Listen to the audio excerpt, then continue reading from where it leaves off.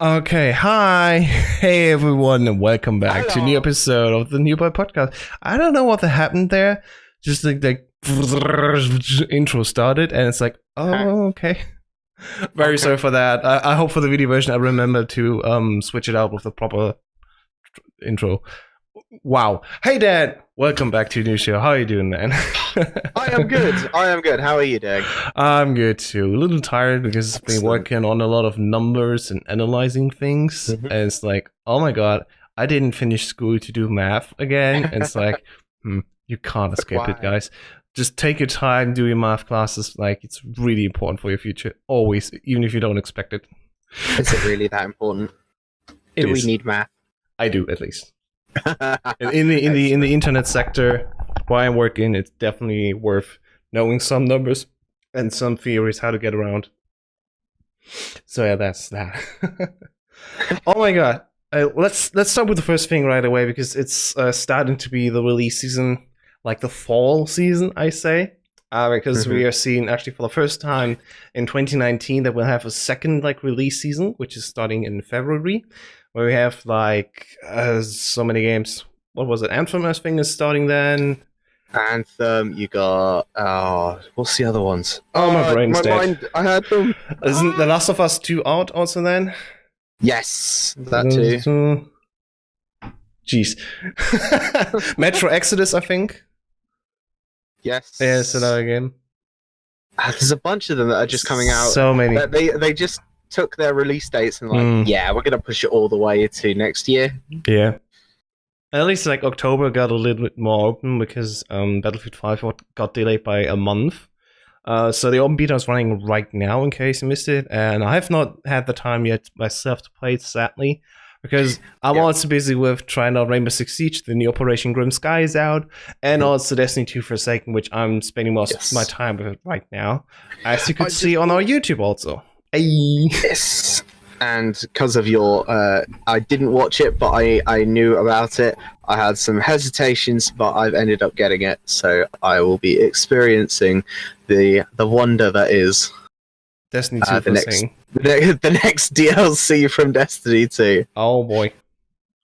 Yeah, I'm definitely excited, especially because outside of the content of Forsaken, we have of course the standalone update 2.0, and that brings a lot of changes, especially with the PvP, of course, because your weapons can be mixed up a little bit. Your power weapons are now not consisting of shotguns, snipers, grenade launchers, rocket launchers, and swords.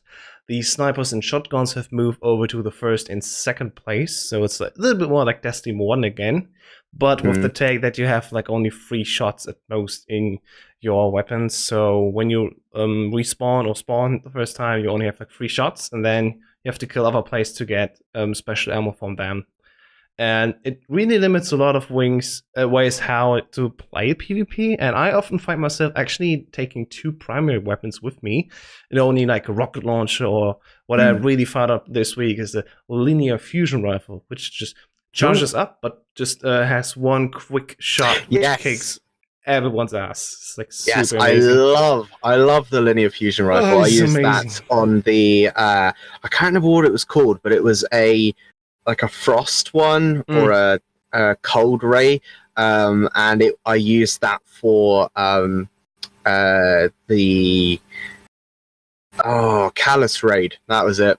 And it was the most effective weapon, as it's an auto rifle kind variant of taking out the skulls during that Callus raid. Just because it was so easy to just cut through everything. Yeah, I remember. I was using it too, but the one that I'm playing now is actually just charge it up and then 1 big shot, and it kills all the enemies that's in the way. Also multiple ones. If there's like 2 guys behind each other, both are dead, and this is amazing for PvP especially. Nice. Yeah. I was spending so much time also. Like, I was thinking, okay, I want to do this right, because Forsaken seems to be like the big new beginning again, like the Taken King was for Destiny 1. And I sat down and actually played only Destiny 2 this weekend to level up my other 2 characters. So I was playing a Hunter only as my main, and got it up to like 360 likes, which the new like limit now is 600. So it's definitely a different take. And That's crazy. the story starts with the requirement of 320, so you gotta be there quite quick. And I noticed actually, if you finish to play the main story, you get from 200 to at least 300 very quickly, like in half an hour maybe. You can either have some engrams that you have to open up, or give some points away for the vendors, and with the new loot, you will be super quickly at 300. Yeah. And especially then now with the new changes. Like, I played one PvP match after the Forsaken launched, and I instantly leveled up the Valor rank, which is like the PvP specific rank, and I got boots level 500 right away. Oh, here's the thing. Nice. When you finish the main campaign and the 2 first DLCs that came out in the first year of Destiny 2, you'll be at level 30. And apparently now with the Forsaken, you can level up at least to, I think, 45, if not even 50. And my boots need level 43, so I'm able to wear them. So from level 30, I have to work my butt off now to get all the experience, so I can level up just the level requirement to be able to take these shoes. And I think when I'm around that, I'll probably have my 500 liked anyway in my boots. So yeah, it's definitely interesting what they're doing so far right now. I hope I can spend more time with it very soon. My focus right now is so much more different. Actually taking time for myself, and I'm even taking 2 days off from work this and next week, because this weekend is my birthday, and I want to spend it a little bit with my... Not yet! Always say it afterwards, not before. Soon.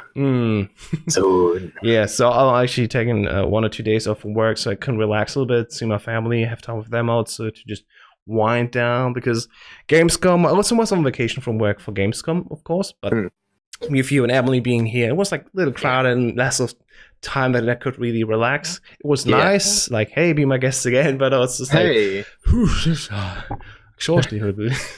Because I'm definitely not used anymore to live with other people together in a flat, and especially on that small space here that I'm living in, like with 3 people, it's getting a little bit crowded.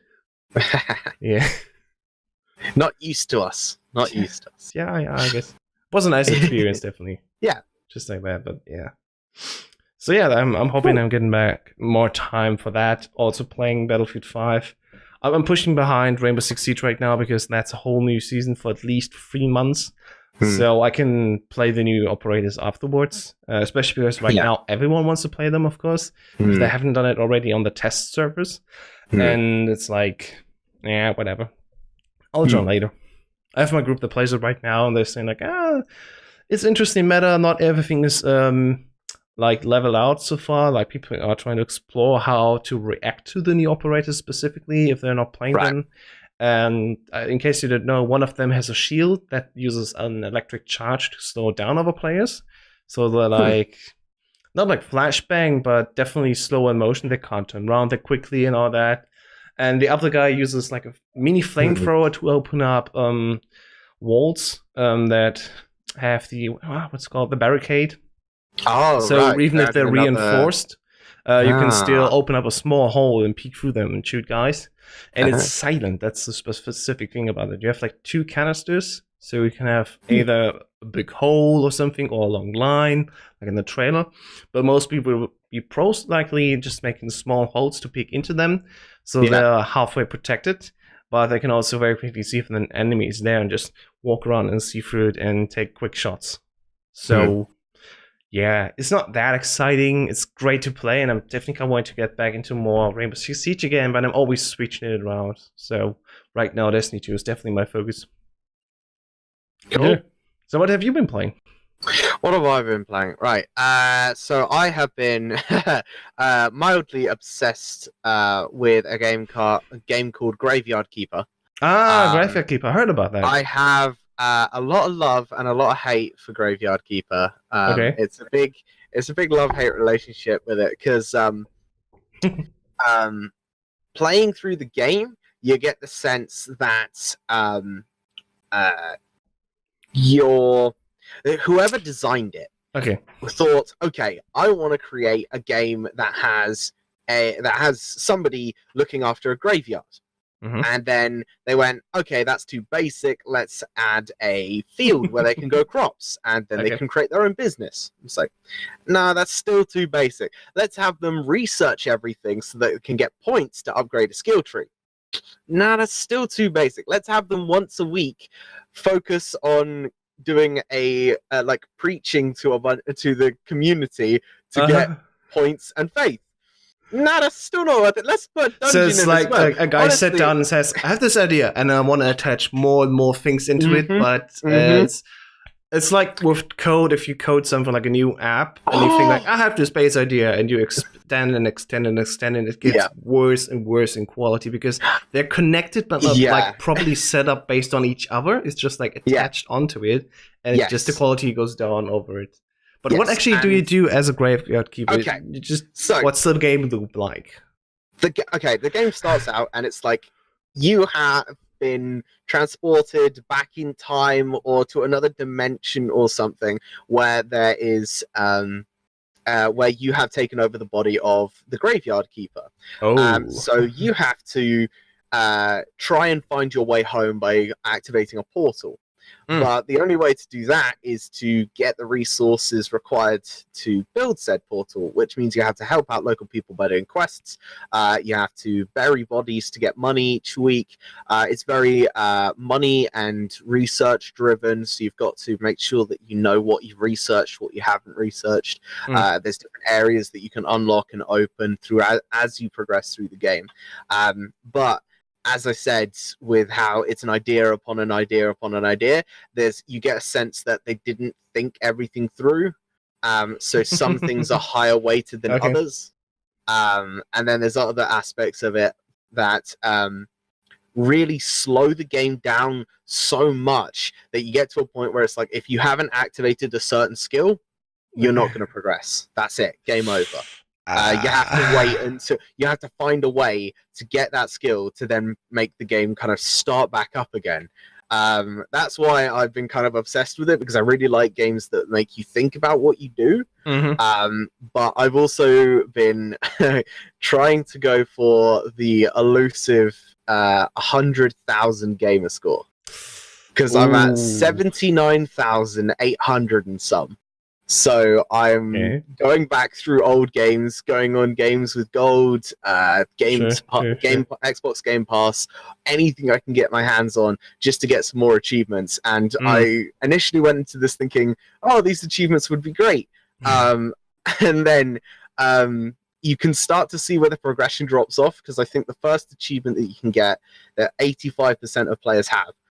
The second achievement has 42% of players gaining this, and then like the 10th achievement has like 3% of players have this. So I'm currently at the stage that is about like maybe like 0.95% of players. So I'm really I enjoy it a lot, but it's crazy. It takes up a lot of my time, and I really want the developers to I really want to take the developers and just go, okay, look at this. This needs to be changed. It feels unfinished in areas. So really here's my test report. This is what you need to do. But I gotta say, I do love it though. It's a great game. Sounds like a game that you should do a review on. Oh, yes. I would suggest that because my opinions are quite polarizing on this topic, I would suggest go look at some YouTubers, go have a look at some Twitch streams, because they're always streaming on Twitch. They have a lot of Twitch integration. And I would also say go check out the trailers and anything you can get your hands on that show you what the game is about before you go buy it. I would not recommend buying it straight away. See if it's the kind of game that you're into. But I also recently got the Destiny 2 DLC that I need to have a look at Forsaken as well.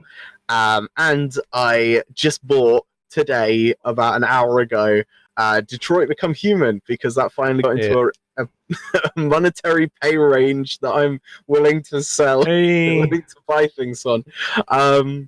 So yeah, I'm looking forward to doing that, having a look and see it. So maybe you'll see a few reviews coming my way. I'm still working on my demo series, but hopefully there should be something soon. But things are a bit hectic at the moment, and yeah. All right. I think that about covers me. Yeah, I've been trying out a few new things also video wise. Like today we had a new video going up where I reacted to the last stream with Kate 6, the character that is, and this is not necessarily but a spoiler, but still we're gonna talk a little bit about Destiny 2 Forsaken and the very first mission. Yes. And it's Kate 6 dies. So that's what we know for like 2 to 3 trailers now. Yeah. So it's like, nah, it's almost unavoidable. And it's only like the first half hour of the campaign for Forsaken, and then it goes on to like multiple hours. I haven't seen any reviews of it yet because I think everyone needs to play in themselves first too. And so I sat down, played this thing, and was like, okay, I'm exhausted now. I gotta do this. And while I was playing the last mission, I was seeing like, oh, this is actually, they're doing a good thing with it. It's like you start the game, and I'm just slightly spoiling it, not like the core of it, but you start the game where you're on a mission to go into the prison of elders, where there's a prison riot. You see Petra Venge first, and of course you land together with Kate 6 as a duo, your character on the left, Kate 6 on your right, and you have a little back and forth. Your character's not talking, but Kate 6 is just so incredibly well done. And it's you just see like, oh my god, this is a mission finally that I get to play with Kate 6 together. I finally get to see what this guy does on the mission, not just the little quips in between when we're talking. Like, I've been playing an adventure on EDZ where it was like, oh man, I'm gonna miss out on the explosions, where the task was to explode some generators from the Red Legion, and it's like, oh, that's actually nice hearing back again. And probably some really weird things will happen in the future when you start out Destiny 2 and do some activities later that are actually part of the original game. But in Forsaken, he's dead already, so it's like, why are you talking to me? You should be dead. And it's like, ooh. So they didn't cover most things there. And so you just play then, and it's like, oh no, what happens? Oh no. And the way it happens was like really well set up, and I gotta say, like, oh man, like they really took something from me by killing him off. I gotta say, I'm still a bit on the fence about why they killed him off, mainly because, in my opinion, and I believe quite a lot of Destiny fans would agree,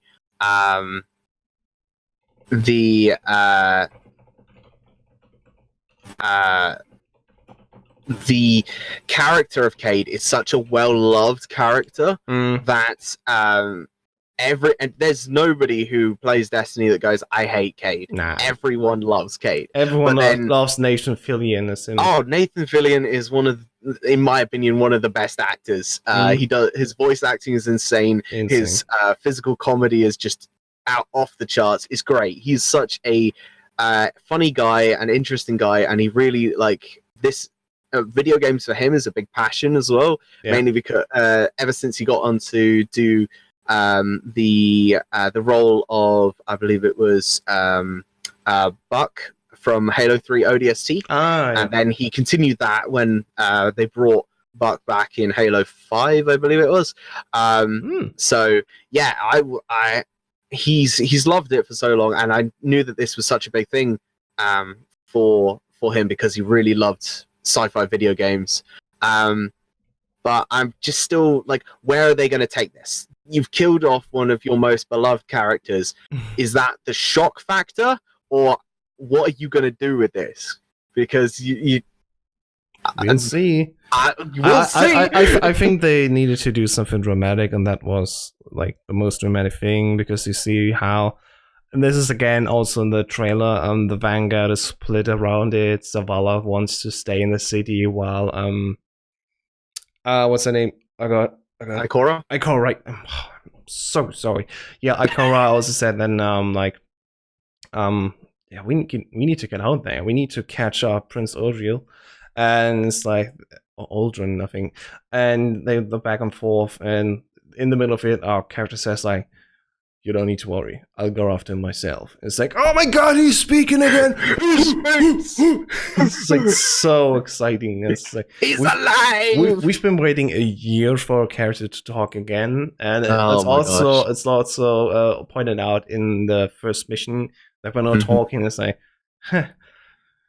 mate, you're about to die, but you're still making jokes about it. It's like, oh, it's so meta. It's so well done. So I'm planning to do a video about it. I will probably record it today after the podcast and edit together tomorrow, so it can release tomorrow in the evening.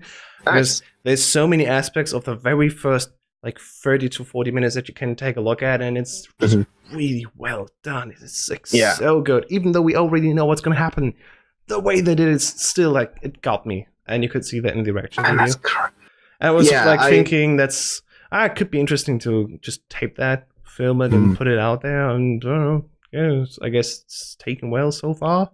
I'm always afraid when I do this, like, you're only doing this for the views, but it's like, if I share it on the internet, it's probably always for the views. Like, there's a difference between doing something that you want to do because you think it's entertaining and it's interesting to see, maybe.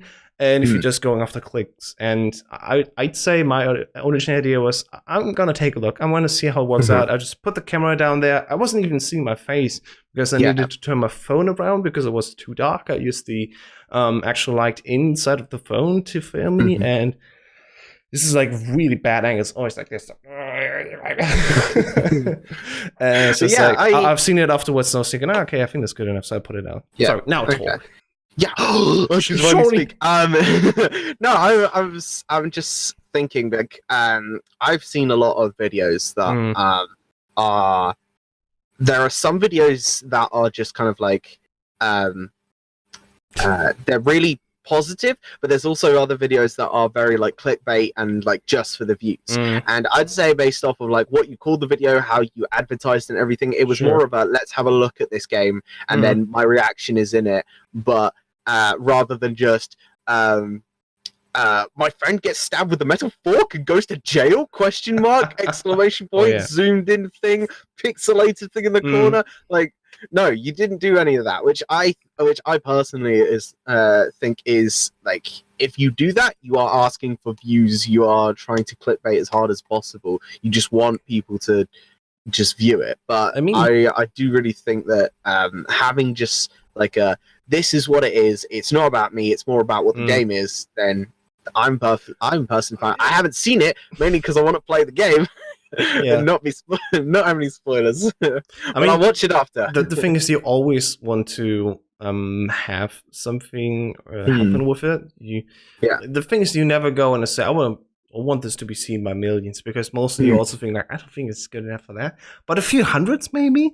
And it's like very fascinating how our Cyberpunk 2077 reaction like cut together video turned out to be received with like 3,000 something views. It's like amazing doing for a channel that had at that point only like 60 subs or something.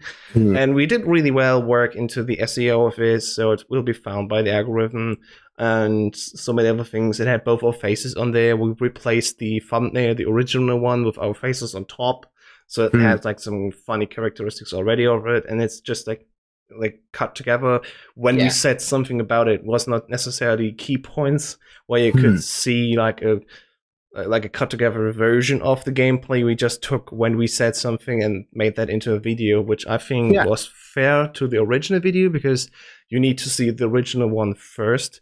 And some people were also saying in the comments like, great, somebody actually did a cut together version, when I was thinking like, you should still watch the full thing, because it's telling you what's actually happening. You have the connections to everything, because so many of the explanations we just cut out because we weren't saying anything, just taking it in. And I was thinking, that's just, there it goes. Poof. Yeah. Like I watched the trailer a load of times just because the trailer's so damn good, and I want the game right now. Well, give me that game. Give me all the game. Just give me the demo at least. just give me the demo. I'll make a dance demo right now. I'll do it right now. But yeah, I thought our cut together version was quite good because it showed us talking about the about what it was, about the content, and it was a reaction. It was us reacting to it. Definitely. And if you were there for the live stream, you would have seen the entire thing. You would have had the our like live reactions as well. But I honestly think that it's more of a like, oh, these people have created us reacting to it, but they've cut it up. Maybe I should go watch the video. I think that is more powerful than just kind of like, let's take a smaller version of their video, which they took a lot of work to do, and just put it together. Because you always see these ones where it's like, oh, let me search for this gameplay trailer or this release trailer, and then the first thing that comes up is like IGN, or it comes up with some other people. It's like, you didn't work on this. You just took it from whatever live stream or press release or whatever and just stuck it up online. I personally think that YouTube should give powers to those developers and just have them shut those videos down, because that's not helpful. They can just say, hey, we don't want that there, but then on the other side they'd say like, hey, we give you free exposure because they have the platform for that. And it's like, well, that's a conflict of interest. What do you want to go after? Like, do you want to have the people to see their own channel, or do you want to have it where it's where the people are, like, basically? I do agree, but then it just takes all the work out of the developers themselves, because it doesn't, because it's a video of a video game. It's not the video game themselves. The product is the video game. This is just a trailer from it. If you have something else, like, for example, hey IGN, what if you have a review of a game? The review itself is a product. It's a product based on another product, but it can also stand alone in itself if you would just swap it out, because so much work has gone into it. And if you see how somebody would put that on IGN, for example, it would just be basically stealing. I can see how that works if there's not even credit to that. But also with IGN, it's like, hey, this is gameplay of Cyberpunk 2077 by CD Projekt Red. So there's lots of credit also going to them directly, even if they're not linking, which I think is a little bad, because at least I think, hey, link to the original video, for example, we did this also because we cut up our version also, and it's like, hey, if you want to understand what was there, see the full thing and see that instead. This is just like what we think about it while we were seeing it. Yeah. Rats. But yeah. Oh boy. So news-wise, I don't have that much to talk about right now, other than games are coming out. But there's two things that I want to talk. One is, again, Destiny 2, just a very quick thing. I think that's very nice. They're giving away the soundtrack for Destiny 2 Forsaken, plus the one song which is for the Black Spindle mission that they had happen like a month ago, I think, where you can do a mission and extra task to get this exotic sniper weapon again. And it also had like its very own songs. So this song plus the complete Destiny 2 Forsaken soundtrack can be given to you for free if you just play through the full Destiny Forsaken campaign, which is not much to ask for. It's not even endgame content. You can basically play it on your own, and your reward is you get the soundtrack for free if you sign up with the Bungie service, which is just like, if you have if you play the game, you already have an account there. You just exactly. So it's not like you need to do an extra step. It's just like log in, say, hey, this is my account. I completed that campaign, and Bungie's like, all right, here we go. Here's your digital copy of the Destiny 2 Forsaken soundtrack for free. And I think, hey, that's good, because the last few times they always sold it. I mean, they also had like physical CD copies of it, which is nice to have, sure. But if you can get a free version of it anyway, I mean, people are putting it up on YouTube anyway right now, so it's not like there's still possibilities to get it. But if you want to have like a proper download version officially in like a clean conscience, also, you can get it. You can get it for free if you just play through the campaign. And I mean, I think you have a better connection with this already anyway if you just play the game itself, and you get rewarded with it afterwards. So that's a good thing. Good thing, Bungie. Thank you. So do you have to sign up before you do the campaign, or can you sign up after you do the campaign? You can do it also afterwards. Okay. Again, it's just logging in on the Bungie website, and they already have your Guardian there. Yes. Because you need to log in with your system anyway. You can't play it without having an account on Bungie anyway. Yeah, I know. Yeah, Caesar. So I know. They have the success already tracked anyway. Goodness, I had a Bungie account when what was it for? It was for when they released Halo Reach. I was gonna say Reach, but I created say something wrong. I signed in with my Bungie account just so I could record stats and everything, and I could play with friends and whatnot.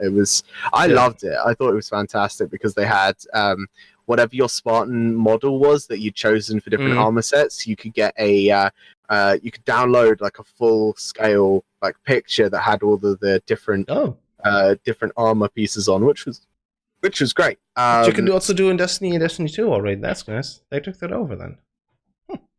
Yeah. So so it was good. It was really good. So I will have a look at that later. Yeah, definitely. It's very easy to find. Just go to bungie.net. It's the very first post that they have right now, and yeah, it's like 110 minutes of soundtrack plus 2 bonus tracks from the Whisper of the Worm quest. Great. Excellent. Another thing is about the video game which you might have heard of, and it's the Spider-Man. Marvel's Spider-Man is coming out to PlayStation 4 this Friday, or today if you see the recorded version of the podcast. And it has overwhelmingly positive reviews. Of course. Let me just quickly We want more reviews of Spider-Man. More video games. Let me just jump over to OpenCritic, and it's standing right now at 88 points, so mighty release. Nice. It was for a very short time, even at now I think 90 or something, or 90 plus. But we have like 86 official critic reviews plus 3 contributor reviews, and they all total up around 88%. Nice. So, wow. People really love the Spider-Man, and it's coming out very soon. So that's great news, actually. Yeah. And we have like 61 reviews that are scoring 84 or higher, 14 reviews scoring 83 to 75, 5 reviews only going for 74 to 66, and there's actually one review that goes 65 or lower, and it's the Guardian review even. The Guardian? Yeah. As in the British newspaper? Without the British newspaper. Yes, I recognize it. You have to say though, they give 3 out of 5 stars, so it's like yeah. Does that really count as 60%? Kind of, you have to like kind of check it anyway, but you can look up very easily what the actual score is, so they're not changing it into a score like Metacritic does, because they convert all the scores, whatever it is, even if it's like non-review score given, they say like, that's like a 60. Remember that with Uncharted 4, where a guy did a review, did say anything about a score, and just Metacritic went there and gave it a score themselves. Wow. That's not a way to do it. That's not a way. And that's why I'm so happy with OpenCritic, because if you don't want to give a review score, they say, okay, we'll just list you under the category for no review scores, which is awesome. And Guardian says very quickly, Spider swings through the canyons of Manhattan in eye-popping style, but the set-piece supervillain showdowns are confused and messy. Okay, well then, Guardian. Oh my god, so many positive reviews. That's great. That is something that I want to do as somebody who is an aspiring video game reviewer. I have always wanted to meet the people who work at The Guardian, just because I've read a few of their reviews for things. And I'm like, do you play video games, or are you just writing this because you got assigned it this week? I honestly can never tell, because sometimes their reviews are overwhelmingly positive, and other times they're just kind of and then sometimes they're really bad when the game is quite good. Yeah. So I am very confused. And if this ever gets shown to The Guardian, please, I would love to meet your team, just to say, just to figure out what's going on, because I don't. I'm just actually very curious. I would like to know what who they get to review these games, because I understand. Like, I've never played the new Spider-Man game. And I would understand if it's messy, but if you have those many reviews from like big companies going, it's a great game, and your reviews going, it's good, but a bit confusing, like, what? Here's the thing, though. I can get behind to give a lower score if your reasoning for the score is, for example, it is well executed, but I don't like where the story is going. I think there would be different choices that can be done. And there's things where people say, based on taste, definitely. For example, we too could argue about Infinity War for days, and it's like it is well done. It is an amazing plan that they did, but in the end of the day, there are so many problems in it that I personally don't really like it that much. I watched it again like a week ago, and it was still like. It was good. It was a good movie. Hashtag still better than Black Panther. Yeah, that has a different meaning anyway. But I mean, yikes! Infinity War is what it is. Yeah, no, but still, like I can understand if you want to say like, it's well done. There's some things that I don't like. I give it, I don't know, 80%, and there we go. But like 3 out of 5 stars. That's also very difficult to read. Like, is it really like 66%? 3 out of 5 stars would be like 50 almost to me. Like halfway there. Yeah, it seems like a really low, confusing score, which makes no sense. That's why I'm confused. Mainly because there's so many reviews saying it's a great game, and they're just like, that's just the problem with it, because each star, if you have 5 stars and you have to spread it over 100%, each star is worth 20%. Yeah. So having it counted as 60% makes sense. But in another way, I always think 3 stars, that's why I have a star review actually. If you have stars, 3 stars still means great game, go check it out. Still, it's not perfect, it's not for everyone, but definitely for many people out there. That's what 3 stars would mean to me. If you have 2 stars, it's like, maybe it's like very specific, you may not want to check it out, but if you're interested anyway, here's what we think, and you can decide for yourself. If it's 1 star, it's like, just don't do it. It's just not worth it. Cool.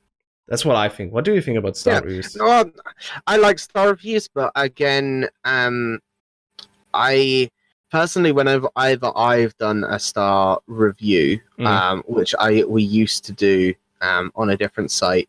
We still do it on our own as well. I don't remember doing it for a while. Oh yes, no. I mean, your last review is just like half a year ago, because you did university. It was a while. I need to get some more reviews done. Yeah. But with a review, I've always done them on a out of 100, which then produces a star rating out of 5. Star rating out of 5, I think it is, or a percentage. I can't remember which one it is, but But I've never really graded anything less than about 4.5 stars, 3.5 stars. Your 3.5 stars is the lowest one. Your Monster Hunter Stories review has 3.8 stars. 3.8 stars, yeah. So almost 4. That was because it was a great game, but it lacked certain aspects of it which would draw you into other areas. Because I can't remember exactly what I said, but I think I remember it being kind of, Monster Hunter Stories is great for people who are newcomers, but it had a rock paper scissors combat to it, which was really off-putting, and also to remember what the rock paper scissors, which one it was, you have to get a piece of paper and physically write it out.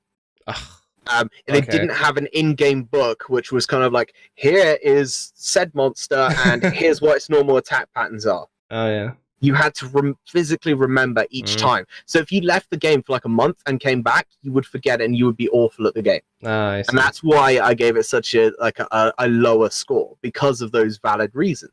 I loved the game. I enjoyed it a lot, but it had valid reasons for it. I even asked them. Dan, I was able to... It's not even that bad. Like, let's keep it real. Like, 3.8 stars is like the top end still. It's a good rating. It's a good rating. Just saying, you made it sound like it's just not that good. It's like you still get lots of points there. Just to bring it in, like, it's not that. Yeah, you said graphics 4 stars, soundtrack 4 stars, gameplay 4 stars, story 4 stars, and only the challenge is 3 out of 5, which gave it an overall average of 3.8 points. Yes. So there we go. Because the challenge was like, But yeah, it's a good game. It's a very good game, and I recommend you do get it because it's a lot of fun. And if you're new to the Monster Hunter series, like I was when you first played it, it will be a breath of fresh air, because it's super cool to figure out all of these things. And it was great, especially ahead of something like Monster Hunter World, which I knew I wanted to get. I just didn't know much about the Monster Hunter series. So this was a nice little relaxing intro to the Monster Hunter as a series. But from what I heard back when the reviews came around, I think like Monster Hunter World right now is a very good point to get into it because so many things have been done easier, or like the quality of life changes from previous titles were improved a lot. So people who join it first get a lot of advantages that older games didn't have. So it's just easier to start there than anywhere else, I think, was what I heard pros say about it. Yeah. I'm not too much into it myself because it's not a shooter game, and I'm like, I'm sorry that I'm excluding myself for this, but it's just hey, I got my tastes, yeah. Yeah, you got your taste. Like, I want to play a game soon about blowing up chickens. It's just like a game jam thing, but it's like, oh, this is stupid. I'm gonna play this, but not Monster Hunter World. It's like really strange. You throw a chicken, it explodes like clock, clock, boom. Right. So we did a video lately about the new Nintendo indie games coming around from Nintendo Switch, which are quite a few titles, and we have one of these games also coming out next week in our release section soon.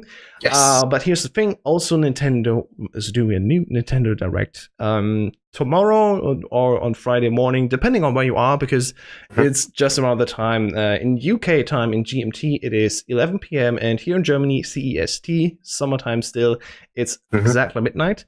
And they're going to talk about new games for both Nintendo 3DS and the Nintendo Switch. And hopefully we'll catch it. I mean, I have Friday off already because, as I said before, I'm going to take time to relax. But I'm kind of intrigued to want to see what's it about because people are hoping still to hear more from, for example, the new Metroid Prime game, which we only had a trailer that showed just the big four in it. It's like, nothing else? Really? Not at all? And this Direct hopefully is showing something of it at least. Like a lookout, like, hey, this game's coming around at the start of 2019, and it was like, yeah, awesome, finally we know more of it, even if it's not that much. And other games, they're probably gonna do a little bit, I think, still about Smash Bros, which they already had like a 40-minute presentation about it already. The game's basically Smash Bros the usual way. They have all the fighters, they have new fighters on top of that. They have like, I don't know, 200 hours or whatever it was of music. They have game demos in there. We have so many different stages. So Smash Bros deserved its own Nintendo Direct. But yeah. And they say it's gonna last approximately 35 minutes. And I think like approximately like it's like pre-recorded. They know exactly how long it is, but I guess it's just like it's around 35 minutes. Doesn't sound that company-ish enough. So like approximately 35 minutes. All right, so you know what's up. If you want to see the American times, I have no idea how to look it up, but you can very easily see it on the Nintendo website. Just type Nintendo Direct for the US. I think it's then the 6th. Yes, in the afternoon of the 6th of September. So tomorrow, if you watch it live. And if you watch the recorded version, it already has happened. So we hopefully have an article on our website, or at least a mini video that I've cut together again, because I was actually worried with the Nintendo Indies thing that I cut together that we get a Nintendo video claim, but that didn't happen. So I might do a little trailer cut together with me talking over it, so we have like a little summary of it in video form. Yeah. Right. Okay. Okay. That's it. I don't have more topics right now. Okay. It's like we're both super busy on all the releases happening, and I'm currently focusing more on putting out videos because that's where my expertise is in, less in writing. But if you want to see on our website, there's always, of course, new posts from the new Byte podcast, of course, and some little things there with in between.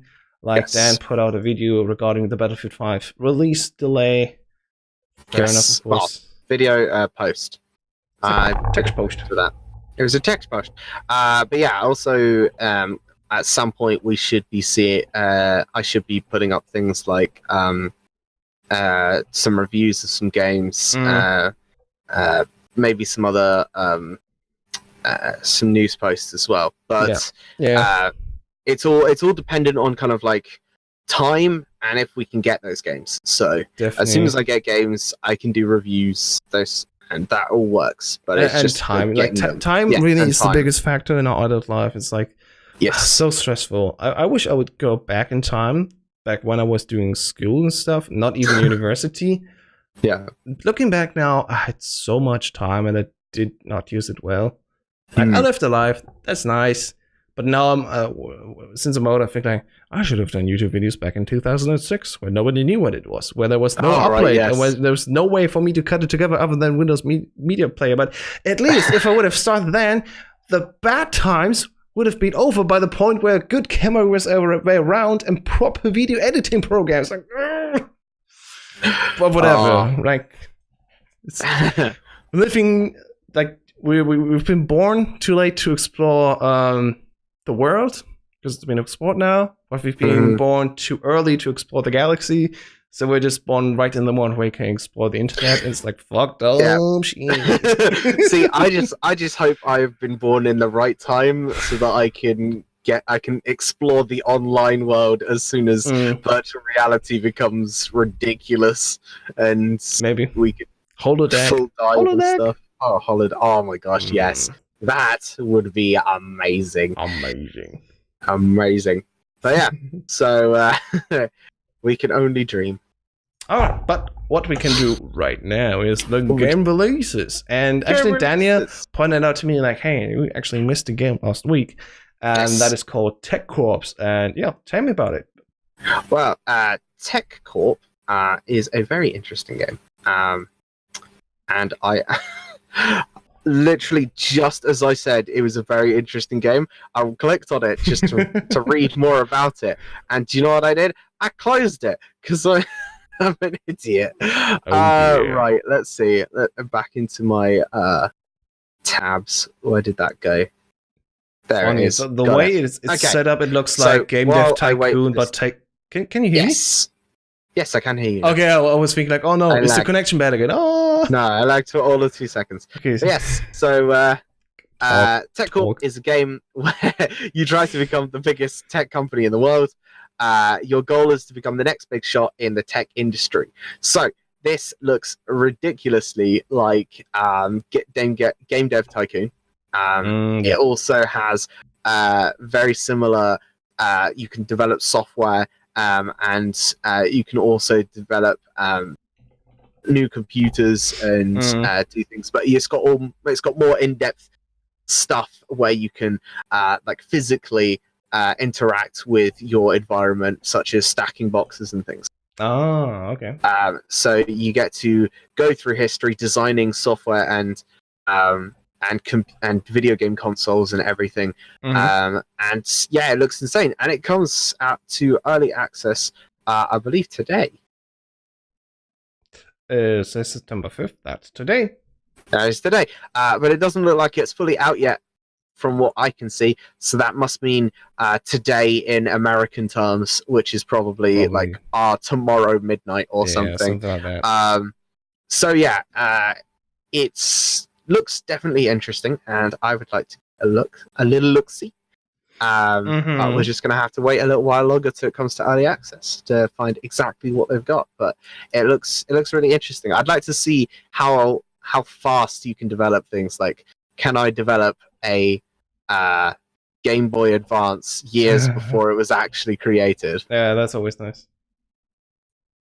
All right, because I like doing that with Game Dev Tycoon, making some cool games before they were released. All right, so that's this week, and for next week, like the proper thing that we usually do, we have Battle Axe: Birth of the Alliance for Rift and Vive on September 10th, which is. We can't say much about it because we don't have any VR things. Except I have a case, like a Google Cardboard thing for my phone, which I ordered for like $5 or something. I just want to try it out, and it's like, this is fun.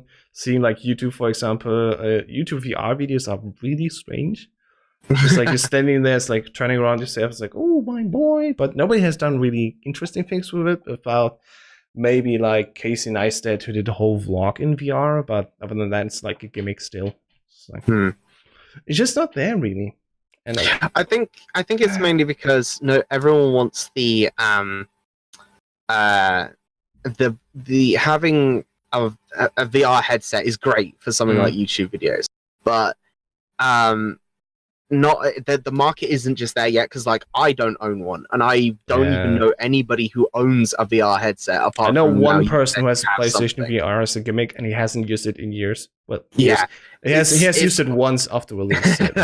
damn. But yeah, so it's one of those things that just isn't quite there yet. I can definitely see things like sporting events, big sporting events like the Super Bowl or something, having a bunch of VR headsets, VR like cameras set up so that you can watch it through the headset. That'd be kind of cool, but it's like 3D glasses in a person's home. I've only ever seen that used once, and it kind of like it weirded me out a little bit, and it just seemed like, well, I'm just staring at a screen anyway. What's the point?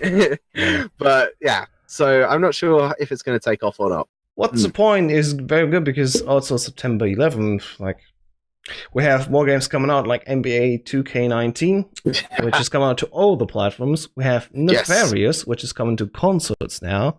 It has been released on Steam January 23rd, 2017.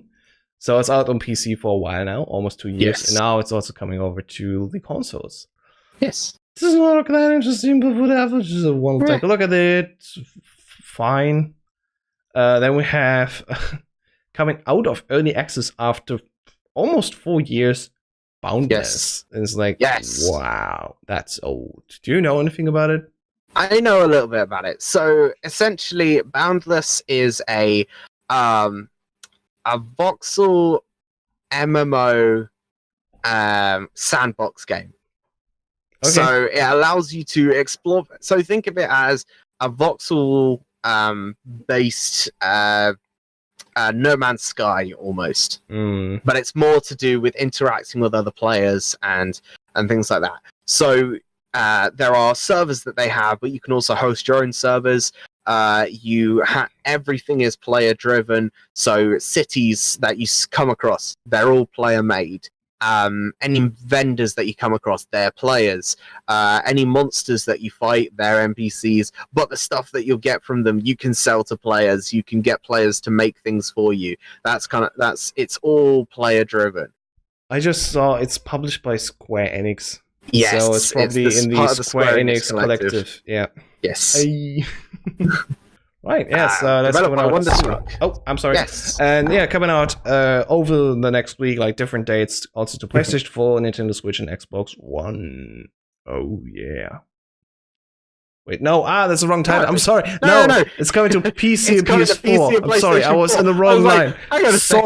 Sorry. No, it's coming to September 11th to PC and PS4. Oh, PC and PlayStation 4. Good thing I haven't done it with the next game, because that is State of Decay. Oh, yeah, imagine that. Daybreak Pack. That's going to PC, Windows 10 PC, and Xbox One. On September 12th. So yes, if you want more information about that, you can go to our YouTube channel. I did a whole video where I got to speak to some of the developers for a little bit at Gamescom. So definitely go check that out. That is a good video to watch. And my face is on a infected bloater, which is always funny. I hope they have it here in the post. Oh, they don't have this exact whatever. Yeah. Still, it's funny. And next up we have, on September 12th, Gift of Parfax. And we actually got an invitation to review this game, so we are currently asking for a review key, so we can check it out ourselves. It's a 2D top-down arena fighter in like low pixel style, and it's like really charming. It's like, I don't necessarily like what is the game artwork here on the Steam page. Let's say it's like individual style. Not for everyone, but the game style itself inside of the game looks really good, and I definitely want to take a look at that. Yeah, it looks very, very interesting, and I'd love to get my hands copy. Please, 1C, please. But yeah, so Gift of Parfax is a 2D top-down arena fighter in a gothic pixel art style. Sorry, I was thinking we could continue with the next game. But yes, that's what I was going to say. That's it. What's the next game, man? The next game is Assetto Corsa Competizione. I have no idea what that is. It's a racing game. It's a racing simulation game. One of the greatest ones besides Gran Turismo and Forza Horizon. Yeah, it's number 5 of 5 games. Published by 5 of 5. Interesting. Yeah, it's literally Italian racing game. Okay. That tells me a lot. The graphics look insane. It's insane. It has one of the best driving wheel support everywhere. Also on consoles, it looks like, I think it is even called the best looking game out there. And yeah, apparently it's coming into Steam Early Access, not as a full release, on September 12th. And oh, I'm sorry, I got a message. Phone was annoying. I'm sorry. Yeah, that's that. So September 12th, you can play Assetto Corsa Competizione. Interesting. Excellent. Well, the next one is Construction Simulator 2, US. Sorry. Construction Simulator 2 US. Yeah. Build the wall sim. Build the wall simulator. It looks interesting because, from what I understand, the fuck? It's a mobile game that they're bringing to PC. Oh, it's the same company that does the farming simulator and all that shit. Well, they do all the same. It's a German company then. Yeah, they do all the simulators. It's a Trump mode. It's a Trump mode. You get Mexico. You get Mexico to pay for what you're building. I'm not in for this. I don't like this. Skip this. Okay, we're skipping this. It looks interesting. The next is a indie game called BFF or Die. And apparently it's a cozy, crazy couch co-op puzzle game for 1 to 4 players, and you play as time-traveling aliens sent on a rescue mission from Earth. Oh, rescue mission. Ooh. Yeah, you say that 5 times fast. That's so yeah, you have to complete puzzles, and it looks a little bit like Overcooked, but more of a puzzle platformer. I'm not sure what that would be very close to, but yeah, available September 13th. September 13th. Nice. What else? What else? Awards like best multiplayer game on the Game On 2.0. The Developer Conference said Indie Showcase finalists, and Intel Level Up has it as a runner-up and showcase at PAX West. Wait, runner-up and showcase at PAX West? That's not an award. It's like, we did this. Participation. We turned up. We appeared. All right. A wild game studio appeared. All right. And next up we have Senran Kaguya Reflections on the Nintendo Switch. What the hell is that? I have no idea. I really got it. I'm sorry. I'm always hitting the microphone. Is like your arm? Yeah, I'm always hitting it because I wasn't putting the level of the arm up higher. So I fixed it. I'm sorry. You fixed it. Looks like a dating sim. Is this a like you have like digital girlfriend dating sim? What the hell? I gotta go through age verification. So on the Nintendo page, there's like everything. It's like, oh no, and yes, oh no, it's like $9.99 and then Nintendo Switch. Now I'm just confused. I'm going to search for this. It looks like a girlfriend game. Like, this is your girlfriend now. Okay. Oh my god. This is my girlfriend now. I have to read that text. Can you feel it? The beating of her heart in the classroom after school. Learn the waves. The ways of reflexology by syncing with her heart and body. Senran Kakuga combines with HD Rumble on the Nintendo Switch. Senran Kakuga!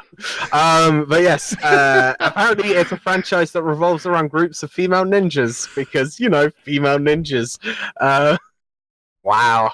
I was seeing, since I have a trial now of YouTube Premium, I could watch all the episodes from Vsauce, Mindfield, and Season 2 has an episode on AI, and they had one guy there who had a 3DS game with a virtual girlfriend on it, and he says, like, yeah, I love this woman, it's like the love of my life. It's like, wait, didn't he get married to her? Yeah, I think also married. I swear a dude in Japan got married to a Nintendo DS character. A character. Wow. Okay. How came they consent to this? I don't get this. What's the legal basis for this? I have no idea. Whatever. With one of those games that has been shown around, of course, for the Nintendo Indies things, and that is Bastions by Supergiant Games. That's coming out September 13th. And actually, just if you don't know Bastion already, it's like great. It's like, you gotta play this, man. Great indie game, and it's also already out on iPad also. It's like, what the hell? It got another one of these awards where it says like the trailer's playing. Downloadable title of the year. It's like, well, this is not an award. Like, what is this an award? Downloadable title. You can literally download this game. It's like, it's an award worthy. It's award worthy, we swear. Yeah, but if you're not playing on Nintendo Switch, you can play it anywhere, I guess. It's also published by W Games. Oh no, Warner Bros. What are you doing? Leave the indies alone! Alright. Crazy.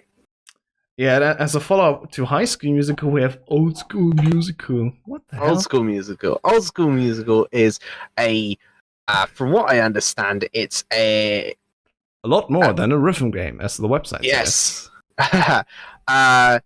It's a game that it's okay. You know those old dance arcades where you'd go in and you have to like press back and then forward and right and left and stuff like that.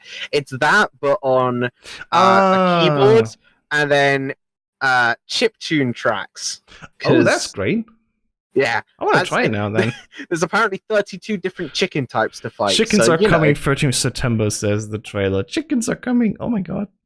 We got to fight the chickens. Yeah, there's a game in the Indie Showcase. There was a game where you're just a goose running around. It's like super cute, and you're like quacking around and try to step your way around on the market so you're not getting killed. And it's like, oh my god, I want to be a goose. Goose Simulator. This is like Bread Simulator. It doesn't have an official title yet, but it's currently under development as The Goose Game. The Goose Game. Yeah, the marketing line is the goose is loose. The goose is loose. That's awesome. Yeah, that's cool. Good that we covered it. Old School Musical. I'll keep that tab open later. Yeah. Mm-hmm. What else have we got? Wasteland 2 Director's Cut for Nintendo Switch. And I mean, if you don't know Wasteland 2, it's like you missed out completely. Oh my god, I switched to the wrong tab. Everything got broken. I'm sorry. Tabs. Whatever. Wasteland 2, yeah. You ever played that? What are you doing with your life? Let's just continue on. September 13th also has the release of Defunct on the Nintendo Switch, which is again a title that came out in January 2016 on Steam. And I feel like this was a former early access game. Probably. I can't imagine that the PC release date was that long ago, and now it's coming over to Nintendo Switch. But on the other side, like, so many indies are just coming over to say, like, I made this game once, I'll just translate it and maybe get new life there. I don't know. Defunct is an indie adventure game with focus on flow, speed, and an engaging world. You are a broken robot that accidentally falls out of a giant cargo ship onto a post-human Earth, now inhabited by robots. You have to go back to your ship before it's too late. And the trailer shows actually really cool racing gameplay. Interesting. Yeah, so if you're up for that, that's going also coming to a Nintendo Switch. Okie dokie. Next up, we forgot that you can definitely say something about. Yes, I can say all the things about. So we got Shadow of the Tomb Raider. Oh yeah. So yeah, I love the Tomb Raider series. I love the most recent one. I can't remember what the title of that one, but that was really good. The movie Rise of the Tomb Raider. What? Sorry. Rise of the Tomb Raider. Rise of the Tomb Raider. Yes, yeah. Rise of the Tomb Raider was great. I really loved the new Tomb Raider movie. That was fantastic. And Shadow of the Tomb Raider looks really, really good. The visuals look stunning. Lara looks incredible, and all of the stuff that she does looks insane, which is awesome. And yeah, this game just looks really, really good. I can't wait for it to come out in like 9 days' time. So that's going to be really, really good. And also, they created a Cute Raider, Shadow of the Cute Raider trailer, which is adorable because it has loads of like puppies and cats. It's like, it's adorable. The cat's trying to kill him with a knife. I think I'll play another game on that date because on the same day, September 14th, we have Black Clover Quarter Flights. And I'm gonna just turn on the trailer here because it looks cool. It's published by Bandai Namco, which is very famous also for anime games, and this looks quite anime to me. Yeah, and the sound is on, and a lot of things like screaming. All of the screams. How about this gameplay? Oh, there is. Yeah, it looks like a fine game. Ha. Dope. Reminds me a little bit of what I saw from the My Hero Academia game. Hmm. Is that about the same guys? I don't know. I really enjoyed the My Hero Academia game. So much fun. Oh, did you? Yes, I did. I got. Are you allowed to talk about it? That's a question. I got to play some at Gamescom. All right. Yeah, remember. Yeah. When we were waiting in line there. Yeah, right, that was a lot of fun. Yes, it's if you know the anime, you know or you know the manga, then you know half of the moves, and it's a lot of fun to play. And some of them just like I didn't think that they could take Uraraka's ability to levitate things and turn that into a fighting ability, but they did. That was super cool. She levitates a bunch of rocks, and then she takes a pillar and then smashes them like a baseball bat. Really cool. So yeah, that was pretty awesome. That doesn't come out for a while yet, I don't think. All right. Or it's already out, and I just forgot. So yes. Yeah, we have only 3 more games, so let's go through them quickly because the next game is NHL 19, also out on PS4 and Xbox One for September 14th. We have a DLC coming out for Xenoblade Chronicles 2. It's called the Golden Country DLC, coming of course to the Nintendo Switch. And last but not least, we have September 15th, actually on the Saturday. Weird, but whatever. Then it's Undertale coming out. Undertale for the Nintendo Switch, and apparently Toby Fox had to recreate the game already from what he used for PC, so it's working on consoles, and it's hopefully a good game still after all. I loved Undertale. I still have not done the purely evil playthrough because it's just too dark what happens afterwards. To put it like that. But I played the first time and I played the completely good side, which is awesome. My heart's everyone's happy. That's great. Yeah, now it's coming out to Nintendo Switch, exposing many more millions of people to Undertale, which is always a great thing. All the Undertale. I played it for 5 minutes. It takes 2 hours. Yeah, I couldn't get into it. I don't know why. I played it for a while. I struggled with Undertale too. When the hype was around for that, I was like, looks stupid. I don't want to play this. And I started playing. It's actually, I kind of get what this is about. I just continue on. And after half an hour, I was so invested. It's oh my god, what is this character doing there? Oh no! Seriously, play 20 minutes of it, and you'll be holy crap, that's amazing. The good thing really is how the game just progresses through its story, because it's not necessarily linear, but there's only one path forward, and it's so much fun. The characters are amazing to see them interact with each other on screens. Seriously, give it a second try, really do it, because after a certain event, which you will definitely know right away when you see it, you will know what's happening with this game. And one little tip, if you want to say actually, I want to go back again and start anew and try to see if you can change the outcome, the game will check this. So just as a little tease, the game knows what you're doing. The game knows. It is really well programmed. So definitely go through this. Try it out. Try it, play past a certain point where I think okay, and then you know exactly what I'm talking about, and from that point on, you'll love Undertale. I swear to God, you do it. Okay. Right, so next week, Dan's talking to us about his Undertale experience, and I'm very much looking forward to that. And that's it for today for the Nearby podcast, because we are hitting peak levels of excitement in the podcast studio, especially for coming to an end. I want to go to bed. I'm tired. I'm an old man. I can't podcast for 2 hours anymore. Old Shani. All right. So, Dan, what's happening this week? What are you doing? Where can people find you? What's with your D&D posts? People can find me on Instagram, definitely, at my handle, which I'm just going to double check. Yep, my handle is right there. So, yes, definitely check me out on Instagram, on anything that you can find. DJH321, I'm normally there, so Instagram, not on Facebook, Twitter, What else we got? All the things. Discord. Go on our Discord. I'm on there. So yeah, if you wanna message me for some reason, just say hey. Want to play a game together? Destiny 2. You want to play some Destiny 2? I'm down to play Destiny 2. Only on Xbox One. So yeah, I'm down to I'm down to say hi. But always remember, tell me where you're from. Otherwise, I will get very confused and be like, do I know you? Leave like a sticky note, like I know you from the podcast or video or website. Give me, just tell me where you know me from. Yeah, definitely. And I'll be happy to hang out with you, maybe play a game or two, just chat, whatever you want to do. So you can message me anytime, any place. What about you, Hau5test? Where can people find you? Well, people can find me everywhere under this @name, of course, and of course also on the @theNewByte, where we are right now. If you are actually interested in Facebook, I don't know how many people are looking up Facebook. We just changed around our page, which is showing more videos, and we probably will, for good reason, upload videos there directly instead of YouTube, because Facebook, on one side, is not showing any external links, especially if they're going to YouTube.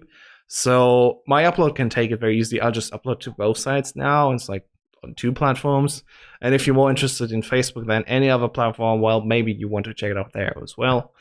Other than that, we of course have Twitter, which is very active. Our YouTube channel is going massively crazy right now. Yes. Like for what it is right now, we're hitting like over 80 subscribers. We hopefully pass the 100 very soon. Within our very first year, I think that's quite good, especially considering how we're taking longer breaks in between sometimes. Yes. And how we're all busy and all that. For a channel that's hosted with adults, like with their time schedule, and they say like that, it's like I was almost going in the wrong direction. But considering how much time we have on our hands, it's quite good how far we've come so far, and I'm really loving what's coming around. I will have a video very soon for this week, where I will also talk a little bit more in depth why I was touched so much by the last mission in Destiny 2 Forsaken with Kate 6, and that's it for me. I will take a break. The podcast recording will be live on Friday as usual, and I'll be back next week.